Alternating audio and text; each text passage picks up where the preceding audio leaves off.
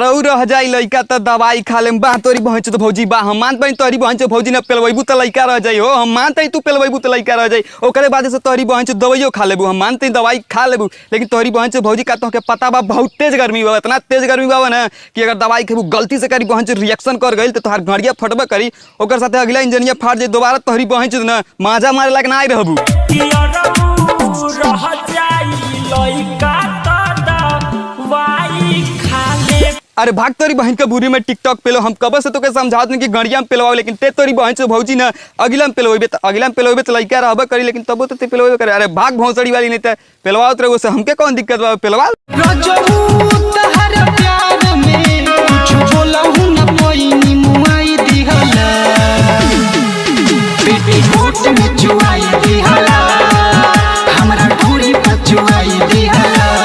हम जानते नहीं भाई लोग करी बहन चो भोजपुरी इंडस्ट्री में ऐसा का कांड होइबे करी यार काहे ना होते करी बहन चो पहले में तो खाली गावत रहना कुल लेकिन अब देखा भाई लोग ना कि सारे कुल ना वीडियो बनाते कितना खतरनाक और भौजी के देखा लगा अपन पेटवा पे चुआ के कितना खतरनाक मगन भइल यार बुझात पावे ना कि करी बहन चो देकर पेटवा पे ना और का कि उजर का माल ना चुआल बा करी बहन चो दही चुआल बा वैसे ही मगन भइल यार कि दही चुआल बा छटर छटर चाटी कर बहन चो मीठ मीठ लगी लेकिन कर बहन चो पता नहीं एकर कैसन स्वाद होत होई रे राजा भिला कपड़ सा जवन चाहने नया जमा पाएनी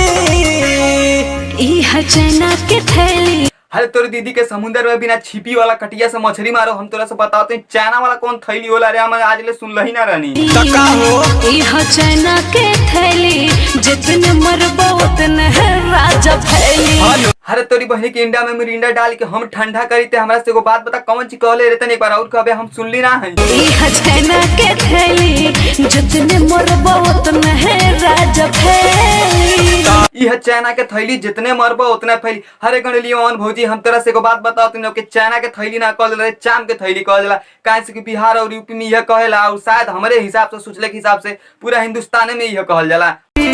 लेत होई भातारे अब दुखा तो ना होई तोहरा आदत बतने को बुझा तो ना होई लेत होई भातारे तो दुखा तो ना होई लेत होई भतार तो दुखा तो नहीं। अरे करी बहन के गाड़ी में मकर कोईचा पेलो सही बताओ तो भाई लोग ना ये करी बहन तो कुल ऐसा का गनमा कौन सस्ता नशा कर लिखन कुल यार सही बताओ तो नहीं हमके समझना होता ना भाई लोग तो लोगों ने एक बार सोच के देखा लोगन के करी बहन इतना पारिवारिक गाना बावे ना सुन के कतई बताओ बानी कोनो भी आदमी यह कही ना कि कौन भोसड़ी वाला ई गनवा के गईले बावे रे करी बहन तो काठी लगाही के सामान होखे गोरा रे सुने रे सखिया जैसन पटोरा रे काठी लगाही के सामान होखे गोरा काठी लगाई कि सामान होखे गोर रे ए भौजी तू ना सुअर के मुंह लगावल करा और गधा के लाड़े के ना बीज लगावल कर पहन तो सामान तो हर गोर हो जाई। अरे भोसड़ी वाली भौजी ना काली घाट के गुफा कर पहन तो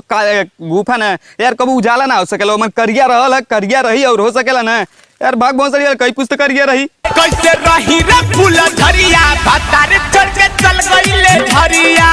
कैसे रही रे फूल झरिया भतारे चढ़ के चल गईले झरिया कैसे रही रे फूल झरिया भतार छोड़ के चल गईले झरिया तब तो तोरी बहन चो भौजी रतिया के तोर बहुत होई गाड़िया ए भौजी तोरी दर्द सुन के ना हमके एगो शायरी मन करता कहे के कही रे कह दी अच्छा सुन तोरी बहन चो कहतनी इश्क इश्क किया नहीं जाता इश्क हो जाता है इश्क किया नहीं जाता इश्क हो जाता है प्यार मोहब्बत में गांड फाड़ा नहीं जाता बस फाड़ जाता है।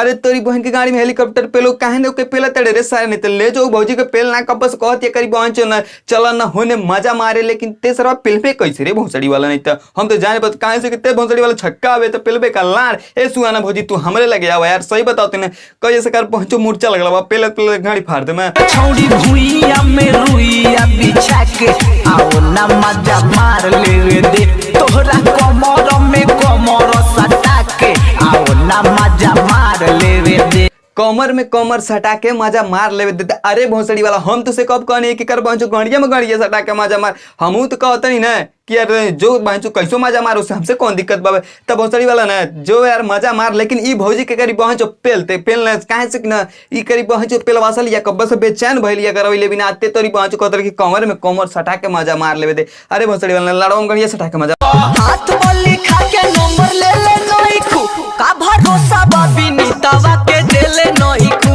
का भरोसा बाया नंदावा के देले नई खू भाई ये भौजी के ना कोनो भरोसा नहीं कि कितना लोगन के दिले होई। कहाँ से हम बता दी तोरा से ना कि ये पहले में 10 रुपया में अपन गंडिया सब कुछ देते रहिए। हम तोरा से बताओ तो ना ते भाई ये भौजी के काली घाट के गुफा के अंदर अपन शेर घुसा से पहले ना कोनो सुरक्षा कवच इस्तेमाल कर लिए ना तो यार तोरा के कोनो बीमारी हो जाए। ओइसे जे बाबू तू तो कब चलिए चला के मार दे, चोलिए चला के मार दे। अरे सरवा ऐसे बढ़िया तो ये कहते ना कि तकबा तो यार लड़वा चला के मार दे। अरे सरवा नहीं तो कैसे यार ते मौगा सॉरी यार मर्द होकर मौगा वाला बात करते ले भाग सारे नहीं तो हमके अच्छा ना लगल रे। पहिले पहिले जब गइनी गमनवा तुरले कलाई के लहंगा कइले बा पतारा हम भइल राते कहल गिराई के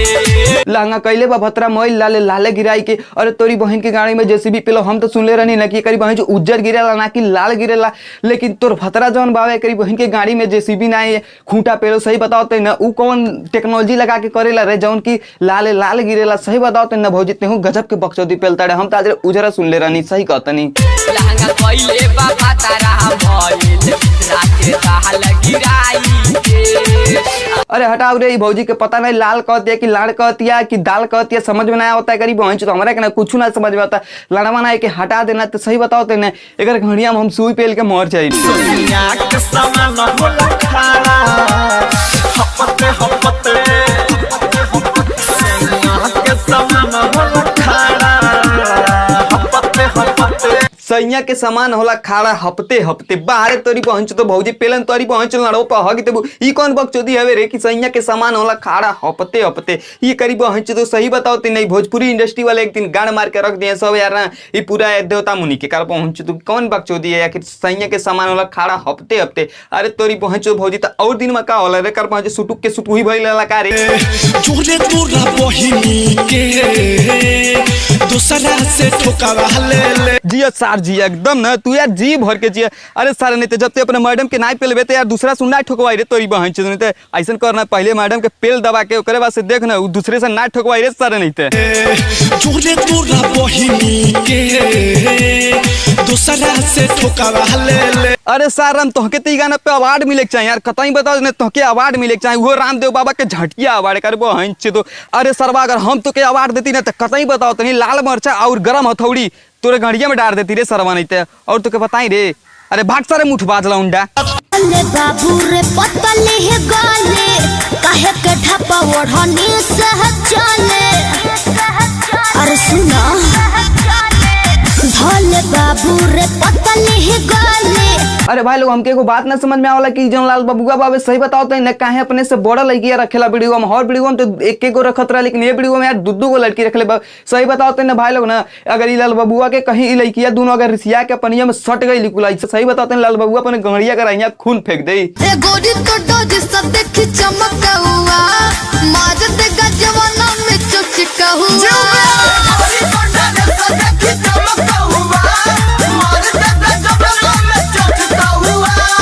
चाबस बेटा चाबस मार देगा जोबना में चोचक कौआ। अरे सरवा सबसे बड़ कौआ तो हमके तेही लागत बड़ रे तोरे अलावा कौन दूसर कौआ आ जाई मारे तेही मारते चोट। सही बताते हैं भाई लोग ना तैन लोग सोचत होई लोगन कि ई सरवा काहे लाल बबुआ के कौआ कहत बा। तो सही बताते हैं भाई लोग ना जैसे लाल बाबू बाने डांस करत बा ना ऐसे दोनों हथवा उठा के सही बताओ में तैन के ना लगत बाबे कि बुझात बाबे जैसे कि कोनो कौआ आसमाने में उड़त बाबे ऐसे डांस करत ना।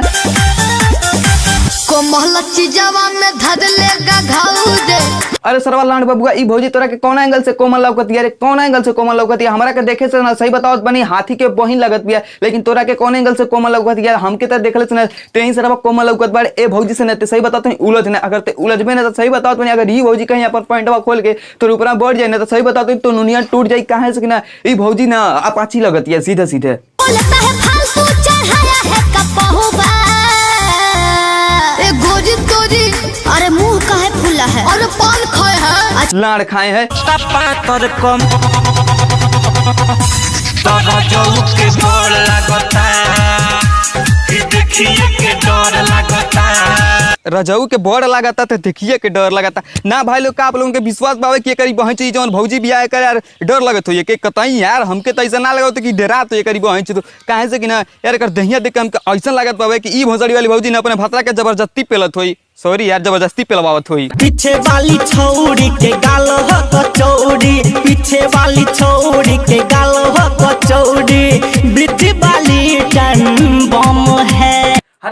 रहे कारे हम मानत बानी पीछे वाली छौड़ी के गाल कचौड़ी है और बीच वाली आइटम बम है ना। हम तरह से को बात बताओ तो करे सारे वहां दुइया मिली बाड़ी कुल तो के बीच वाली कहां से लग गले आरी बगल हो सकेला लेकिन बीच वाला ना हो सकेला रे। भितरिया हो गईल का भितरिया हो गईल जनरेटर के धुआं से ढोरी पैसे करिया हो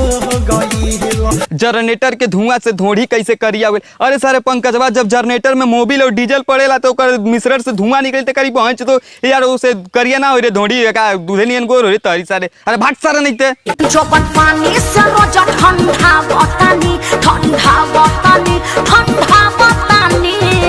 सुनो कहाँ मिले के बारो को हम बतावो तनी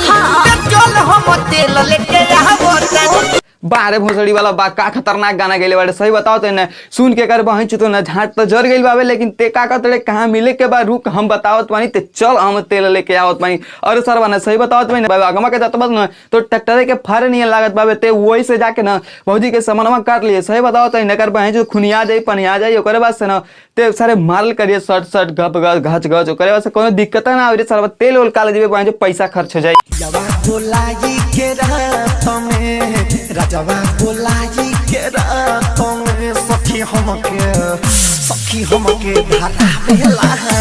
हमें। अरे ये अंजलि भौजी हमके लागत रहा कि तुमके पकड़ ले के बहुत ज्यादा एक्सपीरियंस बा काहे से कि ना तू हथवा जेता ढीला हिला के कर पहुंचे डांसबा कर तड़ो ना स्टेपवा मार तड़ो चितर को के हमके लागत बा ऐसा ना कि अब तुमके कोनो लान मिले तुरंत मुठिया लेबू।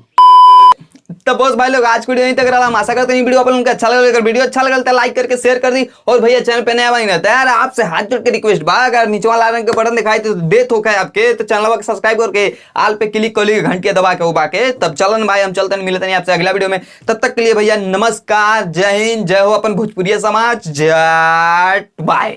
पगली हमारे ला ससुराल नहीं